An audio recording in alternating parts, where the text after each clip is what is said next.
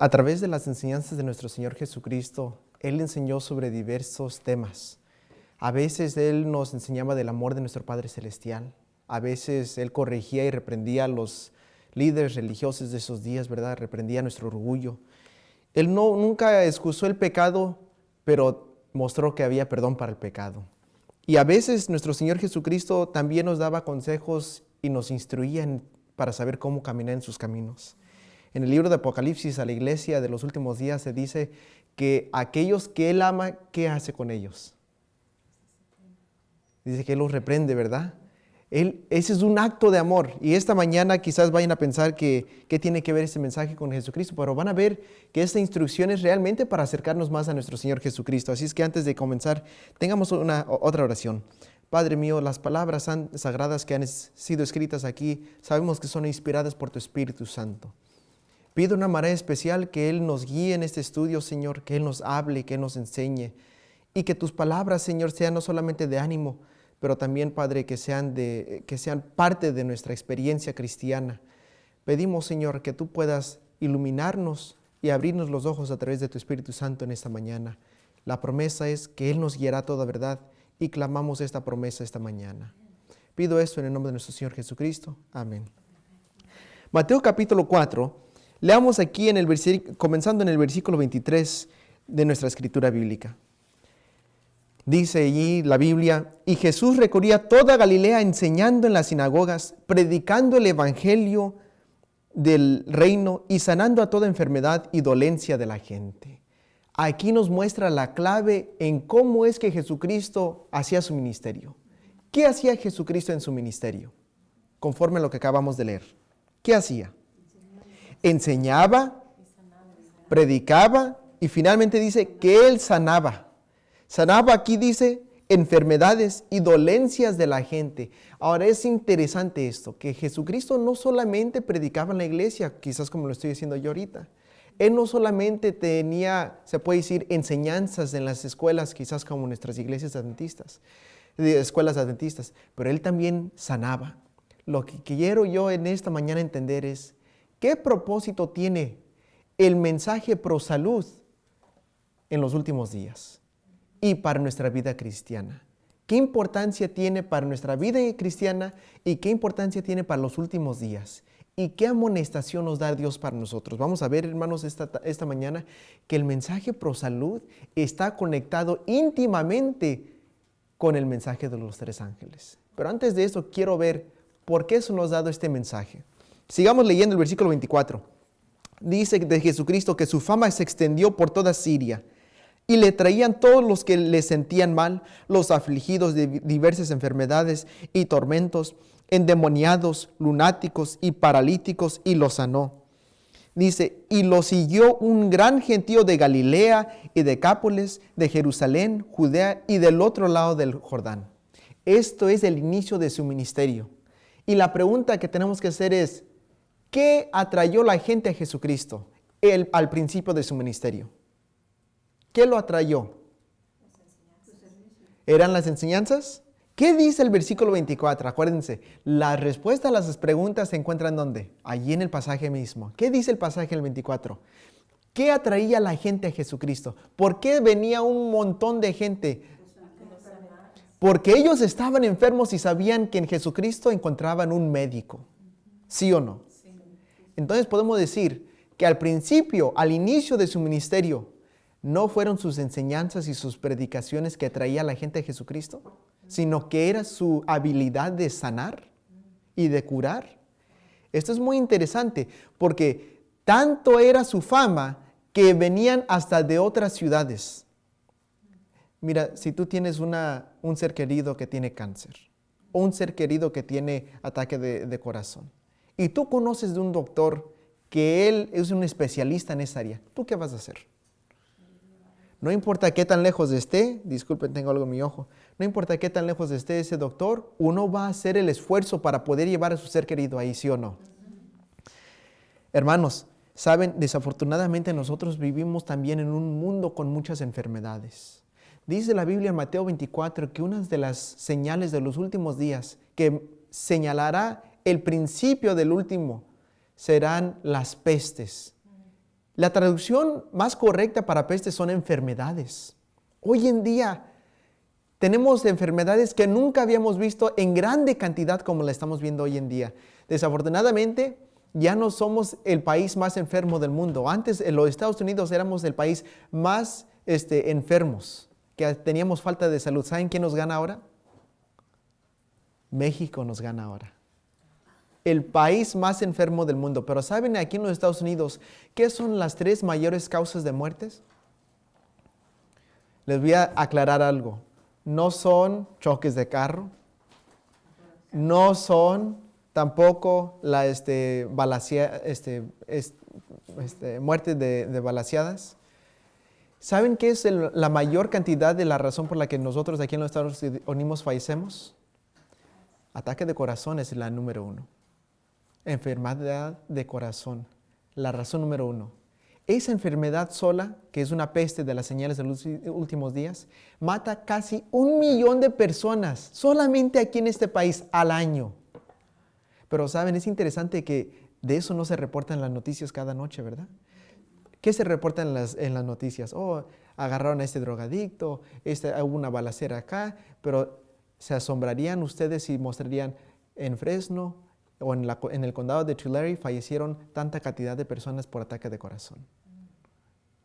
Si realmente nos dijeran la verdad, hermanos, nos sabríamos qué tan enfermos estamos. La segunda razón, ¿qué es? Por causa de muertes. En sí, cáncer es la tercera. La tercera. Y después de eso, si me acuerdo bien, es el diabetes. Estas 3 cosas matan más que cualquier otra cosa en este país. No solamente somos el único país. La segunda razón realmente es tomando su medicación tal como el doctor se la prescribió. Medicaciones tal como el doctor se las prescribió mata más personas que las drogas ilegales en este país. Asombroso, ¿verdad? Yo no estoy agarrando esto del aire. Esto ustedes lo pueden ver en el reporte de Centers of Disease, que es el reporte del país que hace que demuestra estas estadísticas. Así que la pregunta es, ¿estamos nosotros viviendo como la gente que estaba enferma en los días de Jesucristo? Claro que necesitamos sanidad nosotros también. Claro que sí. ¿Ustedes creen que esto será algo importante en los últimos días? Claro que sí, hermanos. Sigamos leyendo. La pregunta que tenemos que hacer ahora es, ¿con qué propósito tenía en mente Jesucristo a sanar la gente? ¿Con qué propósito tenía Jesucristo para sanar la gente? Leamos de nuevo desde el 23. Dice, y Jesús recorría toda Galilea enseñando en las sinagogas, predicando el evangelio del reino y sanando toda enfermedad y dolencia. Su fama se extendió, ¿por qué razón? Porque él sanaba a la gente. Y dice el 25, que lo siguió un gran gentío. ¿Cuántos lo seguían? Un gran gentío, una multitud lo seguía de diversas partes. Ahora vayamos al capítulo 5, versículo 1, dice, al ver la multitud, Jesús subió a un monte, se sentó y se le acercaron sus discípulos. Una pregunta, ¿qué multitud estaba siguiendo aquí Jesucristo? Aquellos que habían sido sanados, ¿verdad? No solamente los que fueron sanados, también sus amigos y sus parientes que trajeron a sus enfermos. Y esta gente que había seguido a Jesucristo era una multitud. Y Jesús hace algo muy asombroso después de sanarlos. Dice que se sube a un monte. ¿Y qué hace Jesucristo? El versículo 2, ¿qué dice? El 2, ¿qué dice ahí? Y Él empezó a enseñarles. ¿Qué es lo que comienza a enseñarles aquí a Jesucristo? Si es la palabra de Dios, este sermón tiene un título específico. Las bienaventuranzas o el sermón del monte, que es el sermón más famoso del mundo. El sermón del monte. ¿Cuándo predicó Jesucristo el sermón del monte? Después de que sanó a una grande multitud. Cuando ellos tenían la capacidad de entender el mensaje, entonces Él les compartió. Déjenme a ver si pueden captar lo que la Biblia nos quiere decir aquí. Quizás nunca lo habían visto antes. Jesucristo sí predicó y enseñaba, pero Él también sanaba. Y al inicio de su ministerio la gente lo siguió porque lo sanaba. Pero Jesucristo no solamente lo sanaba con el propósito de sanarlos y ya. Él no quería solamente pecadores sanos. ¿Saben qué es lo que hizo Jesucristo? Después de sanarlos y después de que lo siguieron, Él les enseñó la palabra de Dios. ¿Será que hay una conexión en ser sano y recibir la palabra de Dios? Lo voy a tomar un paso más adelante de estar sano y entender la palabra de Dios. Hermanos, esta mañana quiero ver esto. Vamos a ver dos ejemplos. Dos ejemplos de qué poder tiene el ser sano y el entendimiento de la palabra de Dios. Vayamos al libro de Daniel, capítulo 1. Daniel, capítulo 1 va a ser nuestro primer ejemplo. Y vamos a ver qué conexión existe en la Biblia sobre este pensamiento. Sabemos que como iglesia adventista hemos recibido el mensaje pro salud. Pero quizás lo que muchas veces no sabemos es por qué se nos dio el mensaje pro salud. Vayamos aquí a Daniel capítulo 1. Y comencemos en el versículo 3. Digan amén cuando estén ahí, por favor. Amén. Dice la palabra de Dios.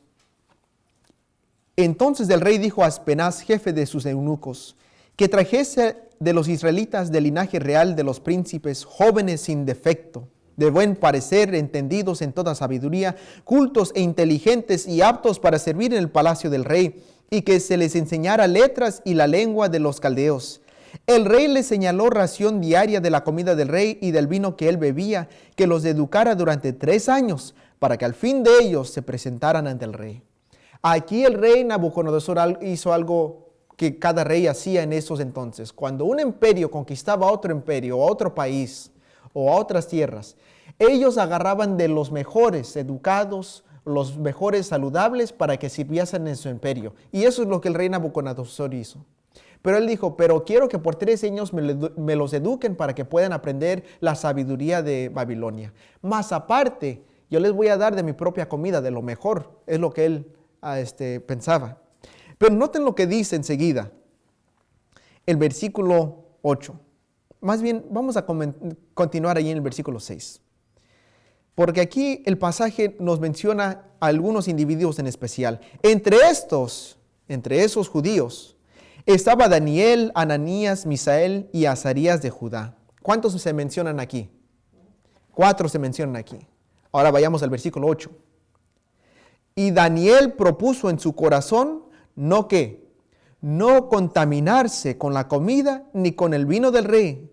Por eso pidió al jefe de los eunucos permiso para no contaminarse. Es interesante que Daniel y sus amigos, desde jovencitos se les había educado que ellos tenían un cuerpo para glorificar a Dios, que lo que ellos comían afectaba su discernimiento, su poder moral. Y aquí Daniel, cuando él se le ofreció la comida del rey Nabucodonosor y del vino del rey, ¿qué es lo que hizo? Él lo rechazó. Él propuso en su corazón no contaminarse. Ahora quiero ver el resultado. Quiero ver qué es lo que sucede como resultado de sus acciones. Vayamos al versículo 12. Note lo que le dice Daniel al jefe de ellos. Prueba, te ruego, a tus siervos durante 10 días. Danos legumbres a comer y agua de beber.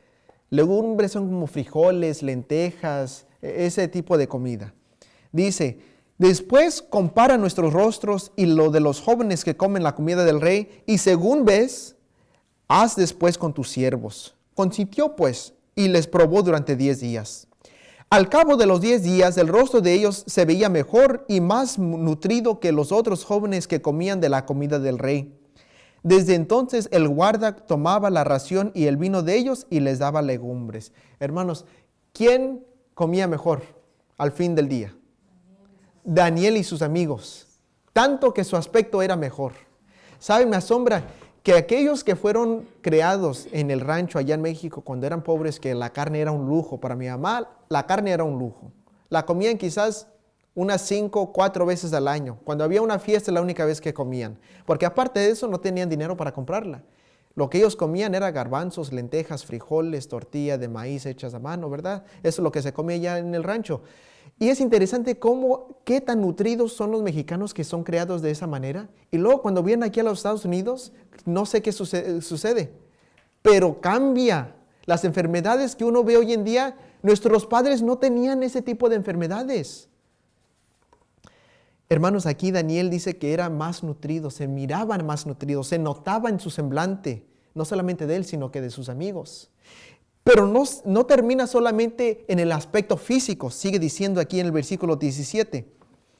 A estos 4 jóvenes, Dios les dio conocimiento e inteligencia en toda letra y sabiduría. ¿En qué otra manera afectó lo que comía Daniel y sus amigos? No solamente físicamente, ¿qué más? Mentalmente. Saben que hoy en día los estudios comprueban que hay una conexión entre comer saludable y el entendimiento de un niño en la escuela.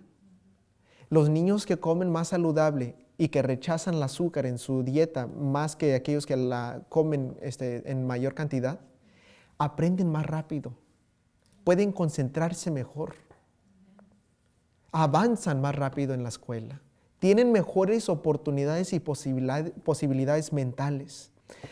Anoche, en preparación para este estudio, quería hacer un breve bosquejo sobre el azúcar.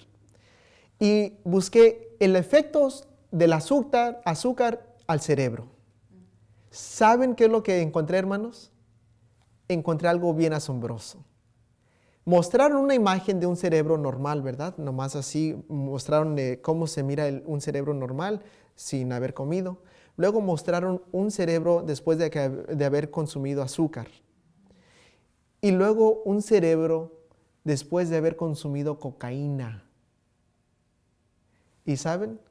Casi no había diferencia entre aquellos que consumían mucha azúcar y aquellos que consumían cocaína. La acción en el cerebro es casi idéntica, casi idéntica. Se hicieron estudios también para aquellos que intentan dejar el azúcar. El rechazo, no el rechazo, pero el tiempo que uno toma para ayunar del azúcar es casi como cuando uno quiere dejar la cocaína. Los efectos mentales y físicos eran casi igual. El cuerpo como que no podía ir adelante sin el azúcar, casi como un drogadicto. Eso era bien asombroso, hermanos. ¿Saben por qué? Porque hoy en día, ¿a quién los anuncios de televisión de cereales con mucho azúcar, de dulces con mucho azúcar, hacia quién son dirigidos? Hacia los niños. ¿Han notado ustedes dónde están las cajas de cereales con mucho azúcar cuando va a la tienda? Al nivel de sus niños. ¿Ustedes creen que lo hacen por coincidencia? No, hermanos. Y saben que desafortunadamente los resultados los vemos hoy en día. Aumento de peso exageradamente rápidos. Vemos también este proceso mental lento. Enfermedades de diabetes a una edad bien temprana que antes no mirábamos en la cantidad que la estamos viendo hoy en día. Y hermanos, esto es resultado de esto. Daniel y sus amigos sabían que ellos tenían peligro de caer en eso. Sigue diciendo aquí el versículo 17, que aparte de sabiduría sobre letras, dice aquí, además Daniel tuvo entendimiento ¿en qué cosa? En todas visiones y ¿qué más? Y sueños. ¿Saben qué es lo que le ayudó a Daniel a entender las profecías del resto del libro de Daniel? Su propósito en no contaminarse con la comida del rey. Hermanos, nosotros como iglesia adventista creemos en las profecías de la Biblia y muchas veces no las entendemos y no las captamos porque no hemos propuesto en nuestros corazones, hermanos, no contaminarnos. Aquí está la clave, nos ayuda físicamente, mentalmente y ¿qué también? Espiritualmente. El entendimiento espiritual también es afectado por esto. Hermanos, ahora vayamos a Daniel capítulo 4. Daniel capítulo 4 y vamos a leer aquí el versículo 29.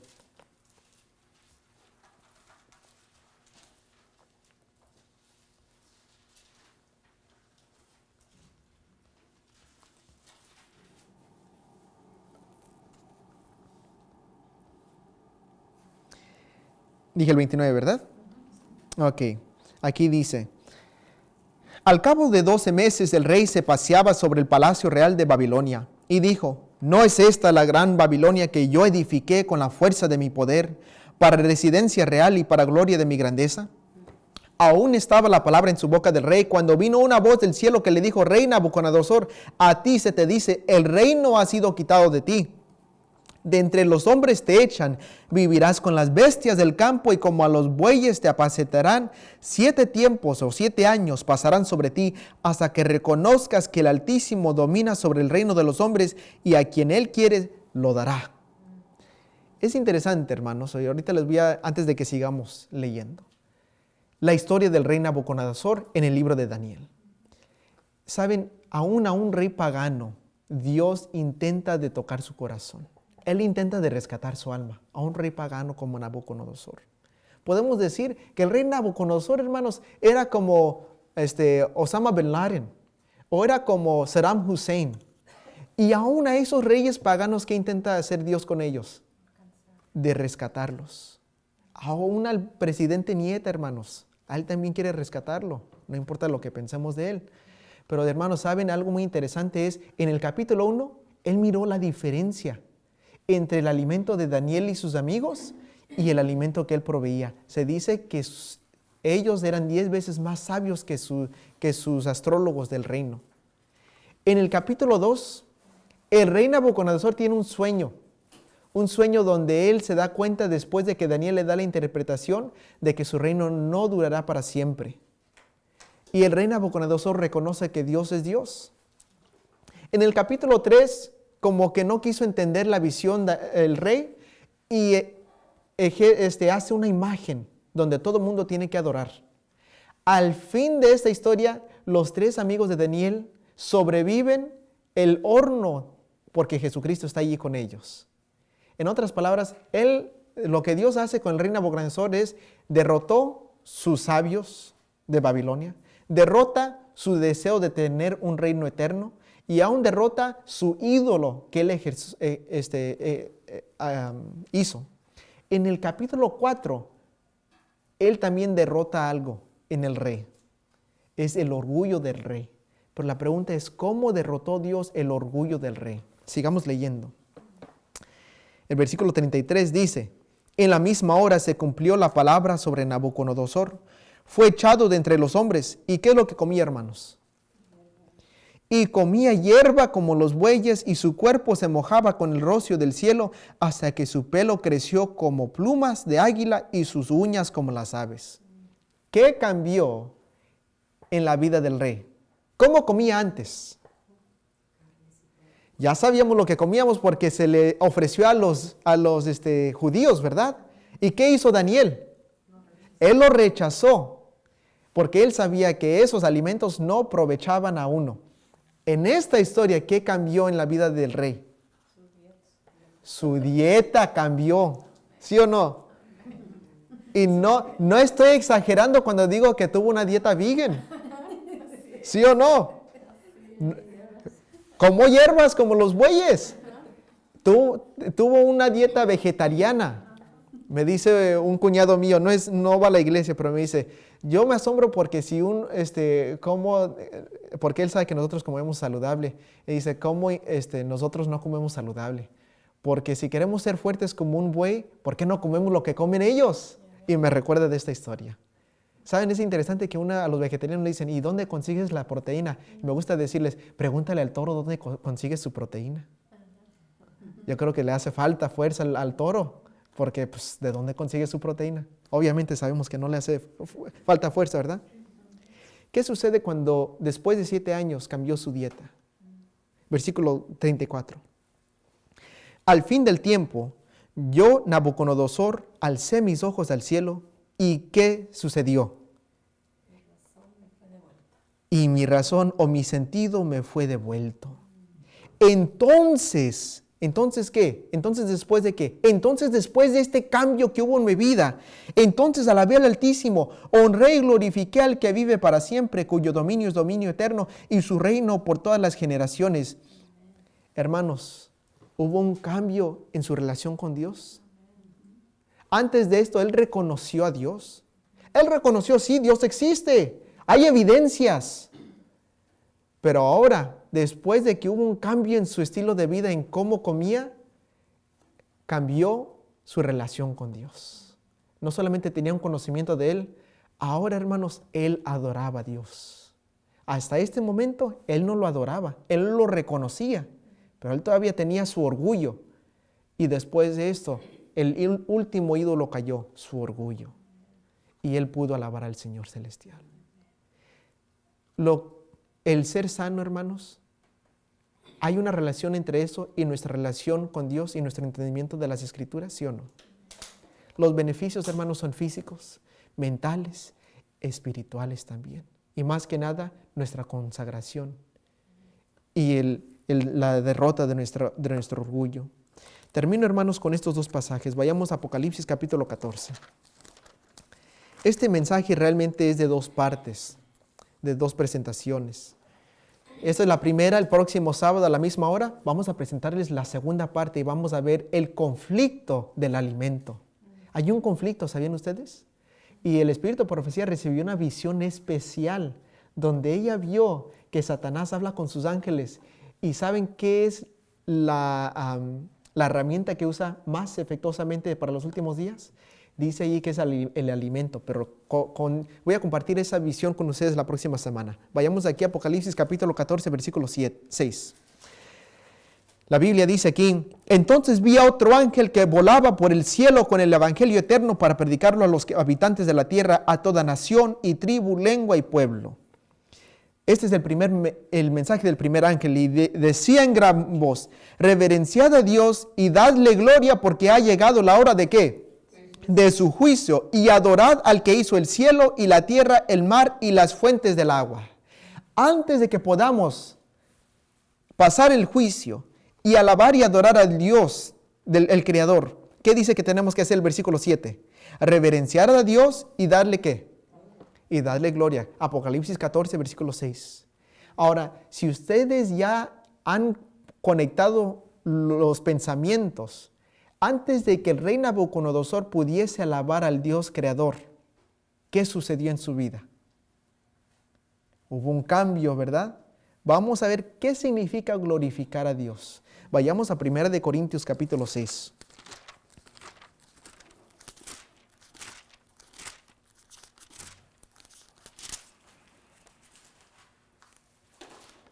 ¿De qué manera podemos glorificar a Dios? Yo creo que les dije que habían dos pasajes, es este y luego otro más, disculpen. 1 Corintios capítulo 6, versículo 19, ¿estamos ahí? ¿No sabéis que vuestro cuerpo es templo del Espíritu Santo que está en vosotros, que tenéis de Dios y no de vosotros? Porque habéis sido comprados con precio, por tanto, glorificad a Dios en vuestro ¿qué? ¿De qué manera glorificamos a Dios? Con nuestro cuerpo. Y la pregunta ahora que tenemos que hacer es, ¿cómo glorificamos a Dios con nuestro cuerpo? Para esto vayamos al capítulo 10. El mismo libro, 1 Corintios, pero ahora capítulo 10. 1 Corintios capítulo 10, el versículo 31. ¿Estamos ahí? Dice la Biblia: así, si coméis o bebéis, o hacéis otra cosa, hacedlo toda ¿para qué cosa? Para la gloria de Dios. ¿Cómo glorificamos a Dios con nuestro cuerpo? Con lo que comemos y con lo que ¿qué? Y con lo que bebemos. Y esto es parte de ¿qué mensaje? De los tres ángeles. Lo leímos allí en Apocalipsis. Antes de poder alabar al Señor, tenemos que glorificarlo con nuestro cuerpo, con el templo del Espíritu Santo, para con el rey Nabucodonosor poder alabar al Dios del reino, del cielo, nuestro Creador. Hermanos, yo creo que esta mañana hemos visto claramente que Dios se interesa en tu vida espiritual y en tu vida física, porque tu vida física está conectada con tu vida espiritual. ¿Has visto eso tú esta mañana? ¿Es tu deseo ser sanado para poder captar el Evangelio eterno de estos últimos días? Ojalá ese sea tu deseo. Vamos a tener una oración para concluir. Padre mío, pido que de una manera especial tu Espíritu Santo, Señor, nos dé la victoria sobre esto. Que tú nos sanes, Señor, con el mensaje que nos has dado de ProSalud, para poder entender tu mensaje de la Biblia y acercarnos más a ti como lo hizo el rey Nabucodonosor. Lo pido en el nombre de Jesús. Amén. Dios los bendiga, hermanos.